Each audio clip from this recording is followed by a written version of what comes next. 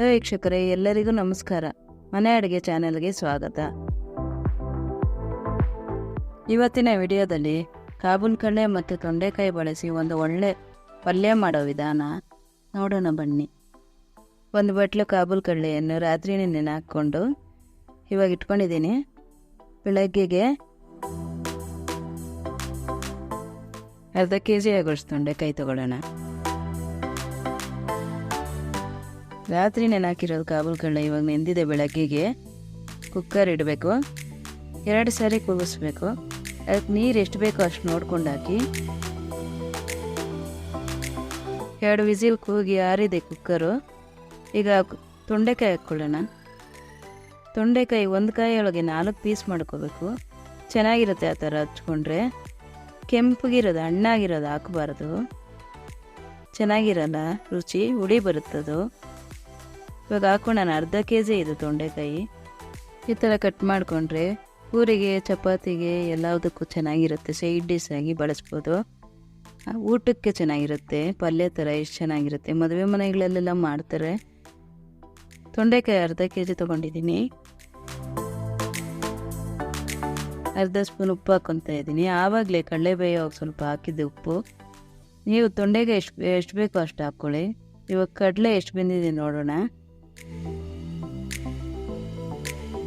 ಇನ್ನೂ ಸ್ವಲ್ಪ ಬೇಯಬೇಕಿದೆ. ಇವಾಗ ತೊಂಡೆಕಾಯಿ ಜೊತೆ ಕಾಬೂಲ್ ಕಡಲೆ ಬೆಂದರೆ ಚೆನ್ನಾಗಿ ಹೊಂದ್ಕೊಳ್ಳುತ್ತೆ ಪಲ್ಯಕ್ಕೆ.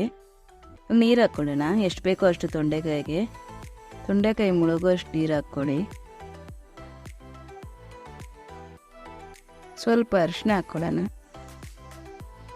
ಕುಕ್ಕರ್ ಮುಚ್ಚಿ ಒಂದು ಸರಿ ವಿಸಿಲ್ ಕೂಗಿಸ್ಕೊಂಬರ್ಬೇಕು.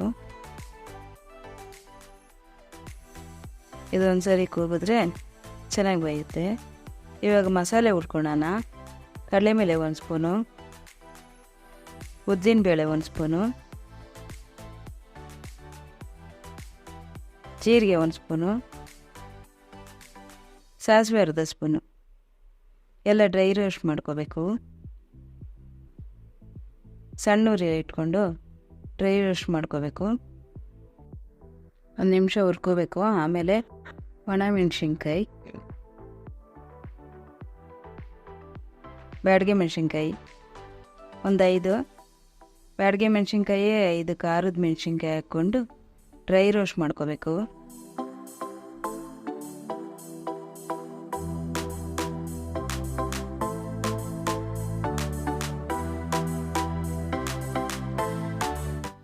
ಬಿಸಿ ಆರಿದ ಮೇಲೆ ಮಿಕ್ಸರ್ ಮಾಡ್ಕೋಬೇಕು. ಬಿಸಿ ಆರಬೇಕು. ಬಿಸಿ ಆರಿದೆ. ಇವಾಗ ಮಿಕ್ಸಿ ಹಾಕ್ಕೊಂಬರೋಣ. ಮಿಕ್ಸಿ ಓಡಿಸ್ಕೊಂಬಂದಿದ್ದೀನಿ. ನುಣ್ಣಗೆ ಓಡಿಸ್ಬಾರ್ದು, ತರ್ತರಿಯಾಗಿರಬೇಕು.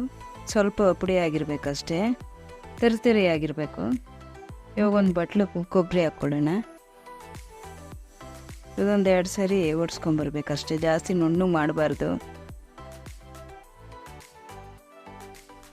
ಕೊಬ್ಬರಿ ಹಾಕಿ ಓಡಿಸ್ಕೊಂಬಂದಿರ್ತೀನಿ. 1-2 ರನ್ ಮಾಡ್ಕೋಬೇಕು ಅಷ್ಟೇ, ಜಾಸ್ತಿ ಓಡಿಸ್ಬಾರ್ದು. ಕೊಬ್ಬರಿ ಹಾಕಿದ್ಮೇಲೆ ಈ ಥರ ಇರಬೇಕು.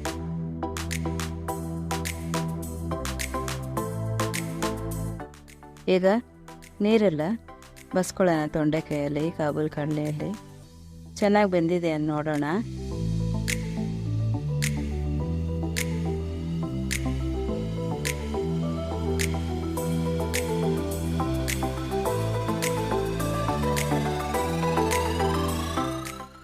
ಚೆನ್ನಾಗಿ ಬೆಂದಿದೆ. ಈಗ ನೀರೆಲ್ಲ ಬಸ್ಕೋಬೇಕು.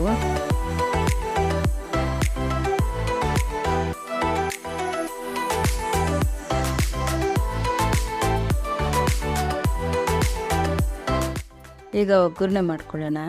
ಪಲ್ಯಕ್ಕೆ 4 ಸ್ಪೂನ್ ಎಣ್ಣೆ ಹಾಕ್ಕೊಂಡಿದ್ದೀನಿ. 1 ಸ್ಪೂನ್ ಸಾಸಿವೆ ಹಾಕ್ಕೋಬೇಕು.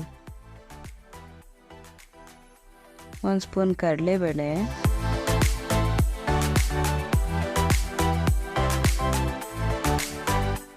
1 ಸ್ಪೂನ್ ಉದ್ದಿನಬೇಳೆ, ಇದನ್ನು ಹಾಕ್ಕೊಂಡು ಸ್ವಲ್ಪ ಕೆಂಪಗೆ ಹುರ್ಕೋಬೇಕು.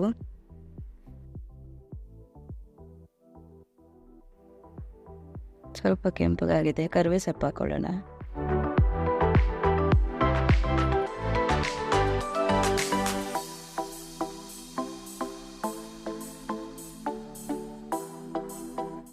ಇವಾಗ ಮಿಕ್ಸಿಯಲ್ಲಿ ಪುಡಿ ಮಾಡಿರೋದು ಇದಕ್ಕೆ ಹಾಕ್ಕೊಳ್ಳೋಣ.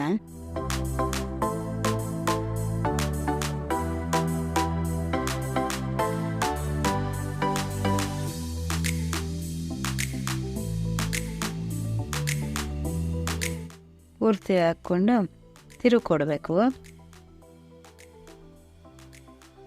2 ನಿಮಿಷ ಹುರ್ಕೊಳ್ಳೋಣ ಎಣ್ಣೆಯಲ್ಲಿ ಮಸಾಲೆನ.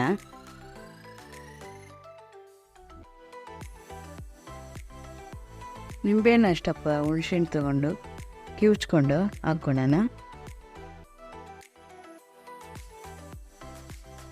ಒಂದು 2 ನಿಮಿಷ ಹುರ್ಕೋಬೇಕು ಹುಣ್ಸೆಹಣ್ಣು ನೀರು ಹಾಕಿದ್ಮೇಲೆ. ಈಗ ತೊಂಡೆಕಾಯಿ ಹಾಕೋಣ. ಕಾಬೂಲ್ ಕಡಲೆ, ತೊಂಡೆಕಾಯಿ 2 ಹಾಕೋಣ.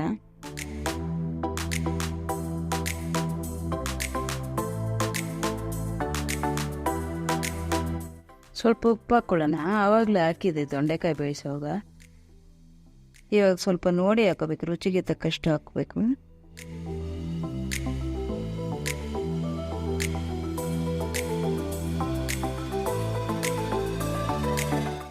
ಒಂದು 5 ನಿಮಿಷ ತಿರುಗಿ ಕೊಡಬೇಕು. ಚೆನ್ನಾಗಿ ಮಸಾಲೆ ಹಿಡಿಬೇಕು ತೊಂಡೆಕಾಯಿಗೆ. ಇಷ್ಟು ರೆಡಿ ಆಯ್ತು. ಇವಾಗ ಸರ್ವ್ ಮಾಡಿಕೊಡೋಣ. ಎಷ್ಟು ಚೆನ್ನಾಗಿದೆ ತೊಂಡೆಕಾಯಿ ಪಲ್ಯ, ಸೂಪರಾಗಿದೆ. ನೀವು ಒಮ್ಮೆ ಮಾಡಿ ತಿಂದು ನೋಡಿ ಹೇಗೆ ಬಂದಿದೆ ಅಂತ ರೆಸಿಪಿ. ಕಮೆಂಟ್ ಬಾಕ್ಸ್ನಲ್ಲಿ ಕಮೆಂಟ್ ಮಾಡೋದು ಮರಿಬೇಡಿ. ನನ್ನ ಚಾನಲ್ಗೆ ಲೈಕ್ ಮಾಡಿ, ಸಬ್ಸ್ಕ್ರೈಬ್ ಆಗಿ.